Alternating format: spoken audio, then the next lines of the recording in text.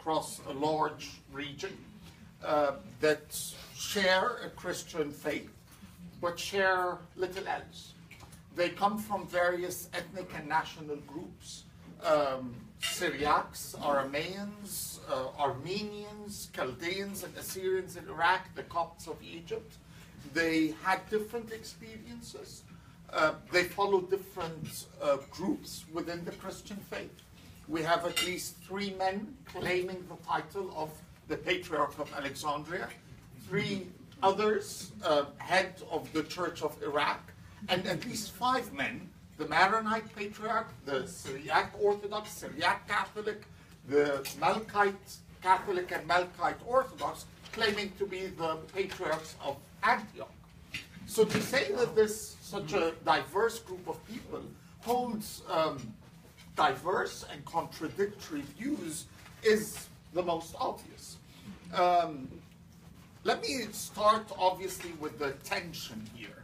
A couple of years ago at a conference, the In Defense of Christians conference, Senator Ted Cruz was giving a talk, beginning to give a talk, I might add, and he said, we're here to defend Christians, we're also friends with Israel, support Israel, Israel is an ally of Christians, and the boos already started.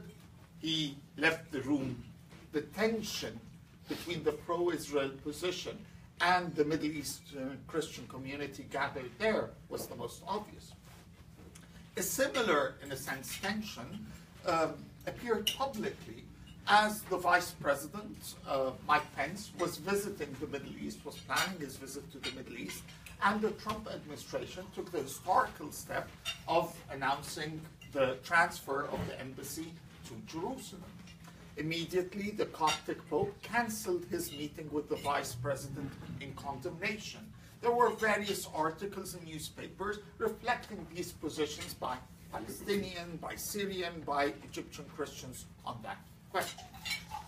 So where do Middle Eastern Christians fall on the question of Israel and Jews in general? Let me start by laying out the varying degrees of these positions and the reasons for them. First, of course, is the historical anti-Jewish sentiment. Sentiment that existed in various Christian groups, not only in the Middle East, but in the West itself.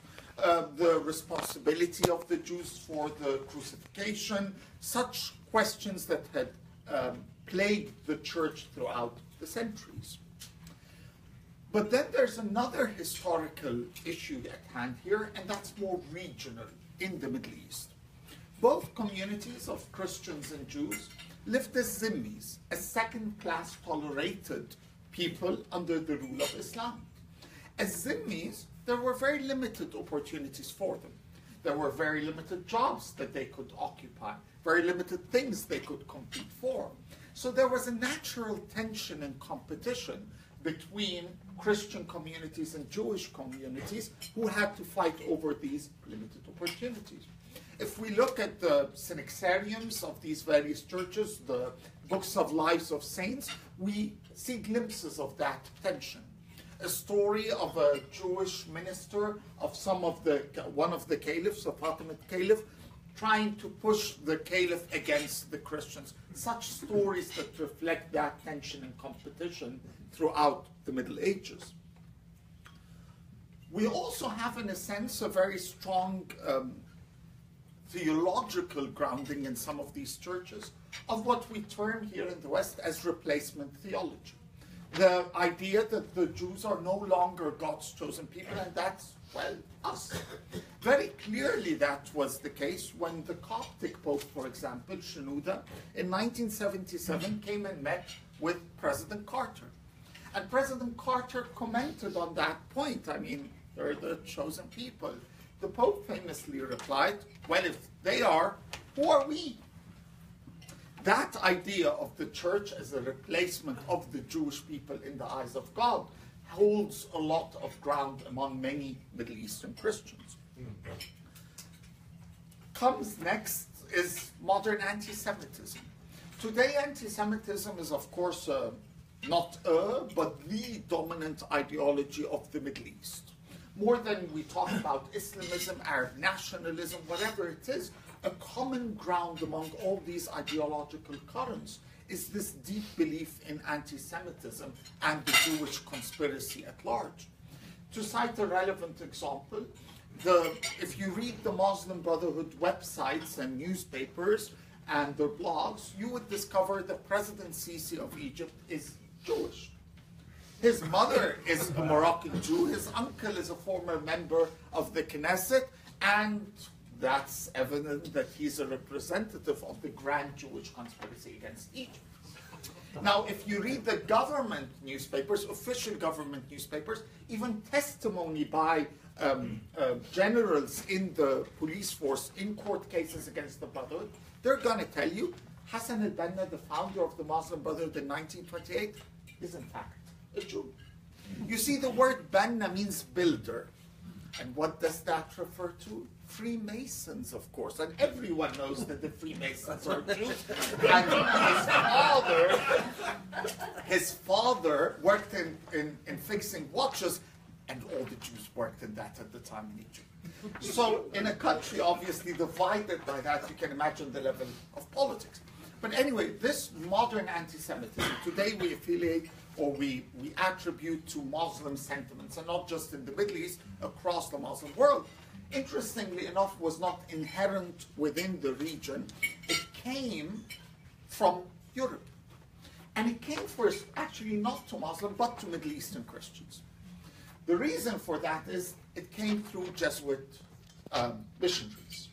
This is the time of the Dreyfus affair in France, where the Catholic right is fighting against the Dreyfusites, where this political question is dividing France. And this is when we begin to see tracts, anti-Semitic tracts, translated from French into Arabic for the first time.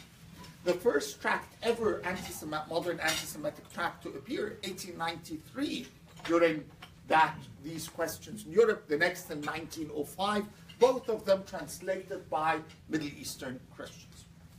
That influence was the heaviest in the Levant, because that is why the Catholic Church has its most success with the existence of a large Maronite community in Lebanon, larger Syria, as well as the Melkite Catholic or other groups within Syria and Lebanon.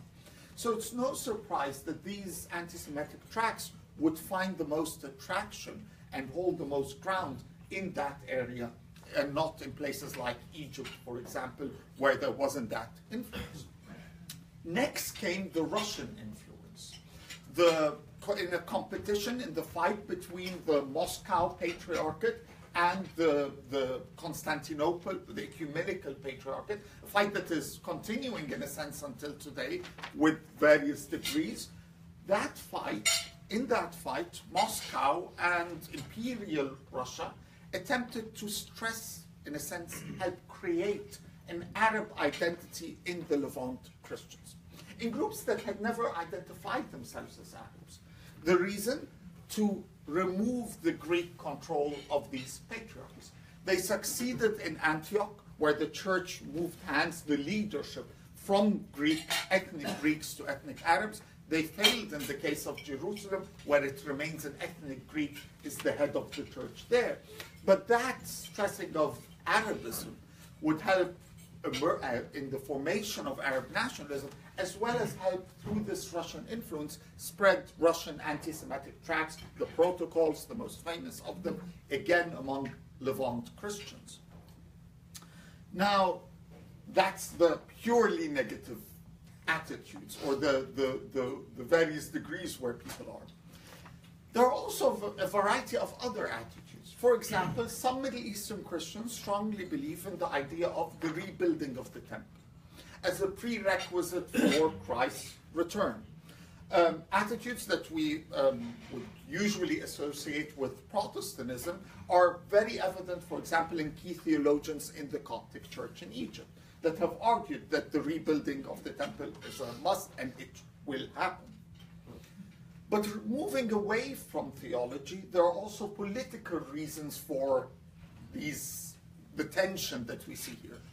Obviously, Middle Eastern Christians are living among a majority Muslim population that holds very strong views on the conflict, to say the least.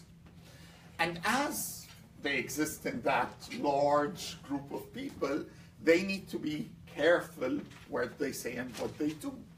Because Middle Eastern Christians are often accused of being agents of the West. They're Christians, the West is Christian, there must be a link there between them.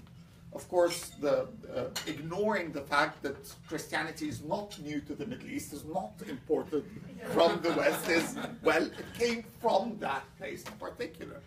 But because of that, there's an attempt here to ally oneself with the general public, of not to take a position that is against that public. Again, referring to Pope Shenouda, when he made the decision in 1979 to forbid Copts from doing pilgrimage, from visiting Israel, the reason he gave publicly was, I will not let the Copts be accused of being the traitors of the Arab world. That's not a theological grounding of anything. That's a purely political calculation of what the risks are for his community. There are, of course, a variety of other local issues involved that also influence the position of many of these communities. Citing the example of the Copts again, there is a tension, for example, between the Copts in the Ethiopian church over a monastery in Jerusalem, a tension in which Israel has sided with the Ethiopians. For the Copts, that's one of the reasons for the many tension with the state of Israel. A tension that we saw even reflected last month in a public demonstration by the Coptic bishop there against the Israeli authorities over that question of the monastery. But then there are the pro-Israeli views, if we can term them this. First is a sentiment that's, in a sense, not uniquely Christian, but is shared by many Egyptians in particular. And that's the pro-Israel view as a result of being anti-Palestinian.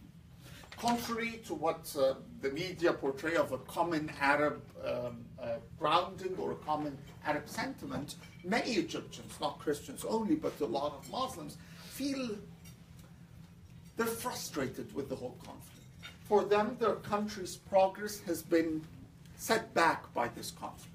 There is talk, this sentiment started with President Sadat, of the many sacrifices that Egypt gave for that conflict and how it got nothing in return. Why are we fighting all these wars for them and that? There's a sense of the Palestinians always betrayed us in the first place. We did all of that for them and they never helped us back. So within that larger anti-Palestinian sentiment, there's some sentiment among Copts and Muslims of, well, what Israel is doing to them, good, let them do that with them. We move from that to the second level, and that's the uncomfort with the Islamic and Arab nature of the conflict. Again, there's a regional variance here. If we're talking about Levant Christians, the Arab identity is strongest there, especially among the Eastern Orthodox. The Maronites know they view themselves as Phoenicians, but in the case of the Copts, no Copt will ever tell you, I'm an Arab in the first place. We view ourselves as descendants of the pharaohs and thus having nothing to do with that Arab heritage. So the idea that this is an Arab conflict and a Muslim one over Muslim religious sites over all of this is, okay, why should I care about that? Next comes a sense of comradeship between Christians and Jews. In the 1940s, when Muslim Brotherhood demonstrators would march as they would go and attempt to burn or loot a Jewish shop, store in Egypt in that period, they would often chant, "Today is Saturday, tomorrow is Sunday, O Christians." The message, this idea, is not lost on many Christians of the Middle East. That what happened to the Jews in the 1940s and 50s, Egypt lost about 100,000 Jews as a result of this persecution and as an expulsion under President Nasser. The Middle East as a whole lost about 750 to 800,000 Middle Eastern Jews that had lived there for centuries because of that. This idea that what happened to them is going to be our fate now, that we share something in common here, is an idea that many people in the region, again, have. And then there are those that view Israel simply from a question of, well, the enemy of my enemy is basically my friend. If I'm facing an Islamist threat, if the various groups, the Islamic State, the Nusra, Al-Qaeda, the Muslim Brotherhood, all of these are threatening me, well, Israel, they're also threatening Israel, and Israel happens to be capable of hitting back. And that's good. And it's, in a sense, a check on them. So with all of these, this complexity of historical reasons and modern ones, of local issues and exported ones from Europe or imported from Europe, from theological and political, it's no surprise that we've got all this complexity of reactions, where we would see the very clear anti-Israeli positions by statements by patriarchs in this, as well as seeing Middle Eastern Christians who would privately tell you, or even in some cases publicly, yes, we support Israel. It's no surprise that you get a situation where the Coptic Pope publicly refuses to meet with the American Vice President, while we know that he privately said, it was an order I was given. What alternative did I have? So in that, with this complexity of situations, I think that's the picture explaining the Christian attitudes towards Israel in the Middle East. Thank you. Thank you.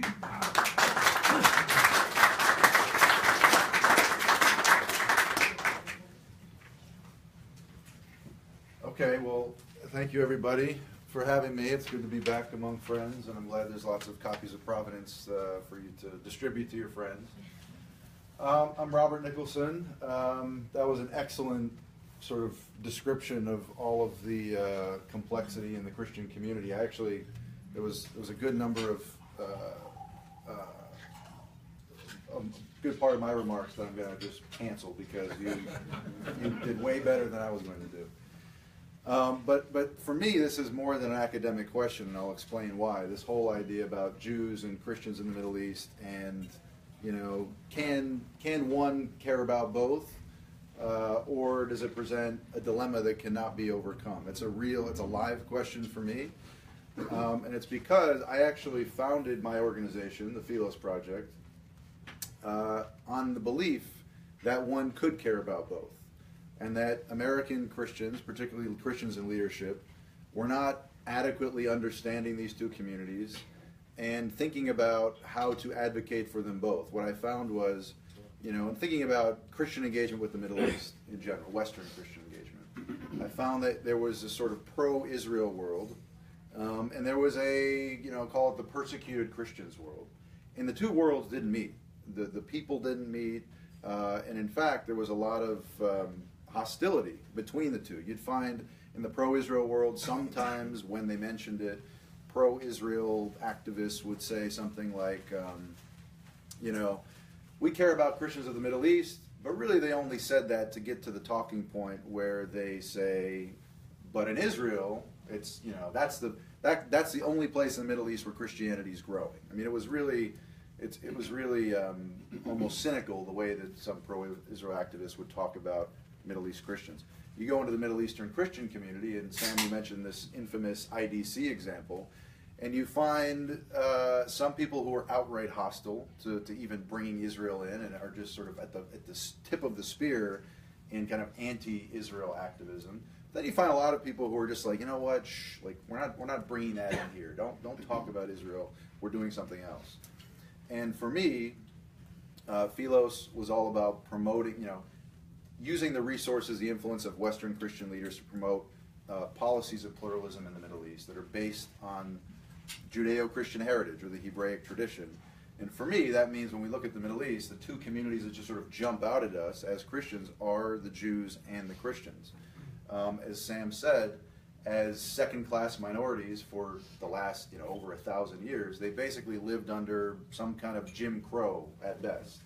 And notwithstanding their deep theological differences, these Jews and Christians actually had a lot in common. I was reminded of this. I was in a little tiny village in Iraq by the Turkish border called Zaho. It's a very sort of famous old town, beautiful town. Just Turkish, the mountains are there in the background, and there's this beautiful ancient village. A very famous bridge that crosses the river there that has been there for, I don't even remember, a long time. And I was actually standing on the bridge, and one of the guys from the village was talking to me about the history of the village. He's a Christian, an Assyrian Christian. And he was saying, over here is the square, over here is the this, and he says, over here is the Jewish section of the city. And I said, wow, that's interesting. Like, when were the last Jews here? And it wasn't, 500 years ago or 200 years ago or even 100. It was just when I was a kid, he told me. I remember the Jews. We all, we were together. So Christian community living next to a Jewish community, both of whom were speaking Aramaic, living in peace together. Different communities, different, cultural traditions, etc., but living in peace. And what he told me actually really stuck with me. And he says, I remember when the Jews left, when they were forced out shortly after the creation of Israel. And we watched them go, and we were sad. But what we didn't know then, and what we definitely know, is what Sam just said. The Jews were first. Now it's our turn. And of course, this was only last year when ISIS had decimated so much of this community. So I firmly believe that these two communities need to be advocated for equally, with equal strength, not as a fig leaf, using one to help the other. But it's easier said than done.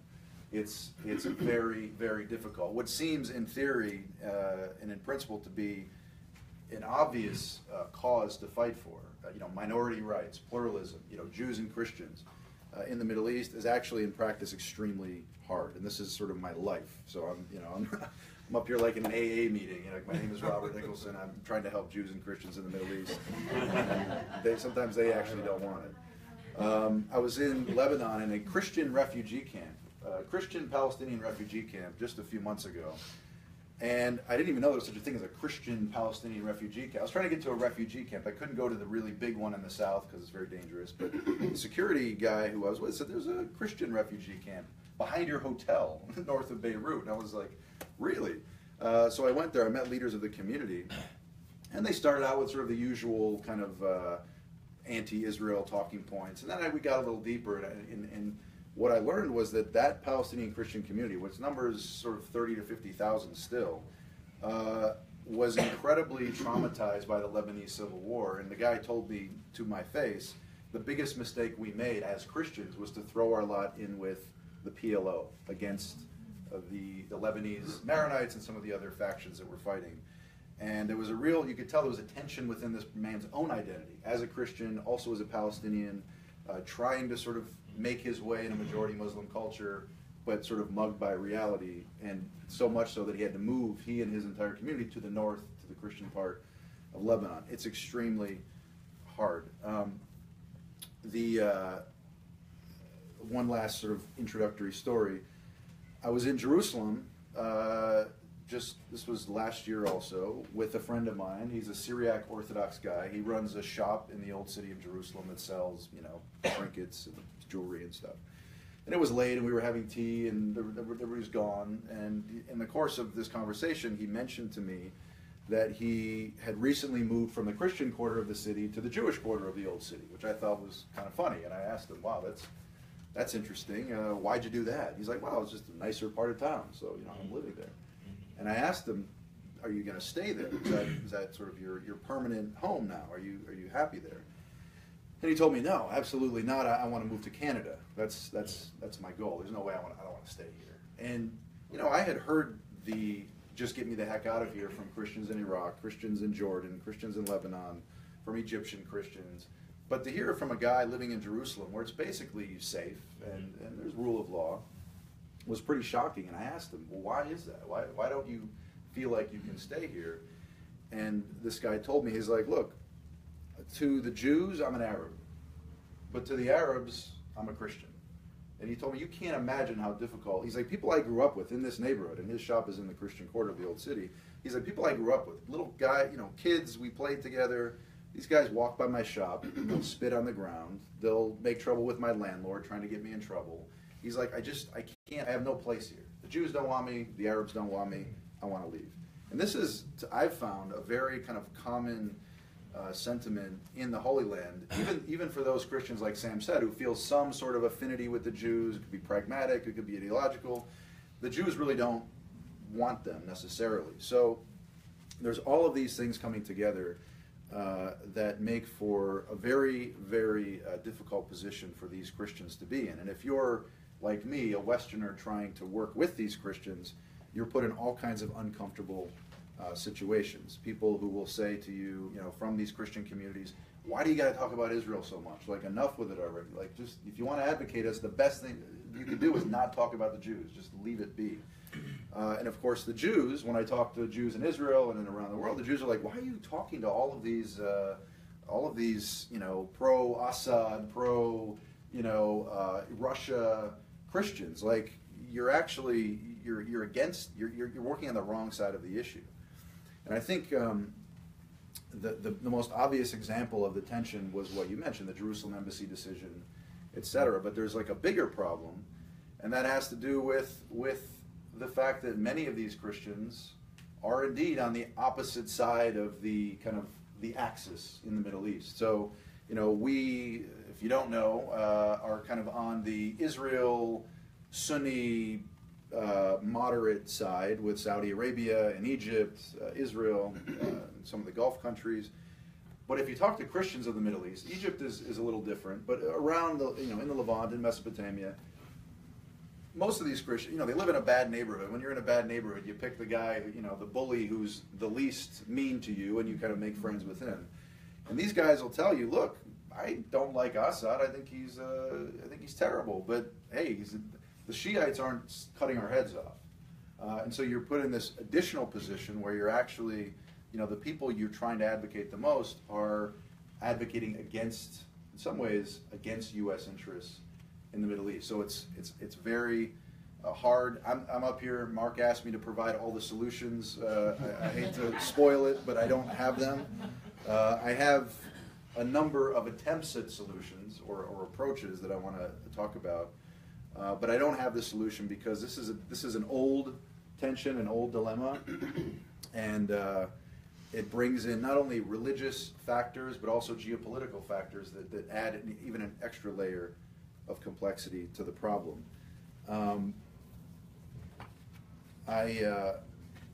One of the things, we do a lot of things at Philos, and one of them is we take people on trips, people from here on trips to the Holy Land. That's like a big part of what we do. And while they're there, we have a program called Passages where we bring about 3,000 young Christian college students every year to the Holy Land. They only pay $600. We design the itinerary. We've created this whole program with follow-up and et cetera. And one of the things we do while we're there is we try to introduce these things, because for me, the first thing that needs to happen is people like us here, we in the West, Christians in the West, need to just understand the basic contours of these two communities. A lot of the trips that go to Israel will only spend time with the Jews. One of the differences on our trips is that we actually work hard to get people spending time with the local Christian communities and different segments of the Christian community, so you can hear different takes on the conflict. And this task of educating Christian leaders and helping them think through this problem, understanding who these people are and where they came from and why they say what they say, I think is really the first thing. There's a lot of work that needs to be done just on educating people here, kind of like what Mark is doing right now and having this session. There's a second part of that same educational point, and that is, and this is something I also work on a lot, is educating Jews, particularly Israeli Jews, about the Christians of the Middle East.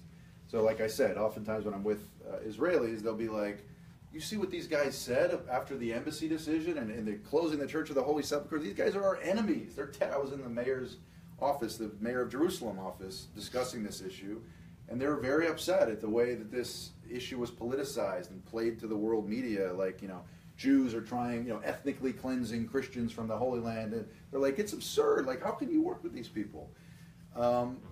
And Jews, I mean, you can't blame them. They have no clue. They know like Christians kind of don't like us. Because of the Jesus thing, they're still mad about that, you know. And we're like, what do you want us to do about it? Like, it's 2,000 years ago already.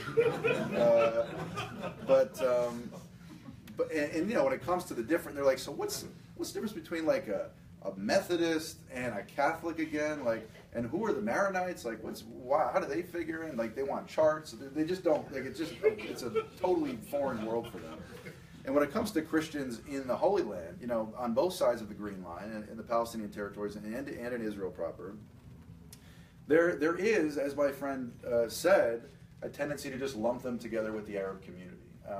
And many of them are very strong sort of pan-Arab activists, but many of them are not. Actually, it's an interesting little fact, the most educated and kind of prosperous community in Israel are Christians, Arabic-speaking Christians. It's like the most, above the Jews, above Muslims, above Druze. The Christians of the Holy Land are the most sort of upwardly mobile, and some of them are quite wealthy and influential, but they're not engaged by the state of Israel, even by actors in civil society, and this is something that I'm working on a lot, trying to change. If you go to Jerusalem and talk to people in the Israeli government, and you ask them, you know, what does Robert Nicholson come over here and harass you guys about? They'll be like, oh, always wanting us to reach out to Middle East Christians, etc., because nobody's really approached them on that before. When it comes to U.S. policy, beyond sort of what we as Western Christian leaders ought to do, I think the first thing I've written a piece on this, and I'm planning to publish it quite soon, because this is something I've been wrestling with myself for a number of years, you know, squaring the circle. But I think the first thing that the U.S. should do, and it's kind of an obvious point, is that the U.S. should insist, first of all, on the physical security of Christian communities and address their plight when dealing with both friends and foes alike. Whether you're dealing with Egypt, whether you're dealing with Iran, whether you're dealing with Jordan, or you're dealing with Russia, the plight of Christians in the Middle East should be treated, their physical security should be treated as an issue on its own, separate and apart from all of the other geopolitical calculations. The preservation of these communities, their freedom, their rights, should be the first thing that we do. And I don't think you're going to get a lot of opposition from that, even from countries like Iran. You know, many Middle Eastern countries are very proud to say what they do for Christians in the Middle East, regardless of whether it's true. And that, you know, ego is something that can actually be played upon to secure more rights for these people. If the Iraqi government, you know, moves against Christian villages, Washington should be speaking up. And right now, one of the things I think that sort of hangs over all of this when it comes to Western engagement is many Western Christian leaders, Catholic, Protestant, doesn't matter, are very reluctant to help Christians in the Middle East because they don't want to look like they're showing favoritism. And it seems like a dumb point, but it's a huge problem that I deal with. People are like, look, I really don't want to like make special, you know, pleading for the Christians of the Middle East. Let's say like all peoples and minorities, etc., which is fine, but it doesn't actually move the ball down the field in the way that advocating for Christian rights could. So this is a problem. I'm not sure how exactly to overcome that, but it's something that we as Christian leaders should definitely be pushing back against. There's ways to help Christians without saying you hate everybody else. I think at the same time the U.S. should continue supporting what seems to be promising ideological change within the Middle East. You can give a lot of critiques of guys like Sisi, guys like MBS in Saudi Arabia, and some of the other, you know, quote unquote reformers in the Middle East. It's a lot more complicated than some people would make it seem. Having said that, they're moving the ball down the field, and I think it's important that the U.S. Put its weight behind the people who are seeking to contain jihadism, ideological extremism, etc. And I think the Saudi case is an interesting one. I think there's also, and this isn't a policy point, but it's a way of listening to Christians of the Middle East. Christians of the Middle East don't always say what they mean. They arguably, everybody in the Middle East doesn't always say what they mean. actually Mike Duran, another guy at Hudson, once he said to me something like, Americans are the only people in the world who actually think people mean what they say. Like, everybody else, like, speech is a tool for provoking, and and in the case of Middle East Christians, it's absolutely true. Just like the Jews of Europe, sort of fell over themselves to prove their loyalty and prove their patriotism and prove their bona fides to the Christian societies around them, so too Christians of the Middle East fall over themselves to prove their loyalty to the Muslim societies around them. And sometimes they can be the most national and the most fierce in their rhetoric, but I think it's important that we in the West see it as rhetoric. I think it's, we don't want to leave complete falsehoods out there to, brainwash people's mind. There's a way to push back, but people should push back in a way that's understanding and patient. This is a very hard thing to do. But what I don't like to see is people who see, some Palestinian Christian leader makes a statement, and people in the West just believe that everything he says is true, and that he really means it. He really hates the Jews. He really hates Israel. In reality, a lot of the times what he's doing is just sort of providing cover and saying what people want him to say, essentially. I think, the last point is just sort of a general one, and that's remaining engaged. This whole debate about, are we going to stay in Syria? Are we going to get out of Syria? I think, there's a lot of Americans, including our president, who seems to be eager to just be done with the whole thing already, to say that, look, not our problem. We got our own, things to deal with. Let the Middle East take care of itself. We'll kill ISIS, and then we're going to come back home. And I would argue that's a very short-sighted strategy, and it's, I think, the worst thing that could happen for Christians in the Middle East. We're not going to be able to fix all of these problems by any stretch, but by leaving, we're going to solve none of them, and we're going to abandon the field to other players, regionally, internationally, who certainly don't have the interests of Christians at heart, and to the extent that they engage them, it's in a very cynical way to accomplish their own ends. So I think it's important that we as Christian leaders are calling for continued engagement, thoughtful engagement, principled engagement, but remaining engaged and not pulling out. I think it's in the best interest of both Jews and Christians of the Middle East. So this isn't the solution, I'm sorry, but these are some ideas I have for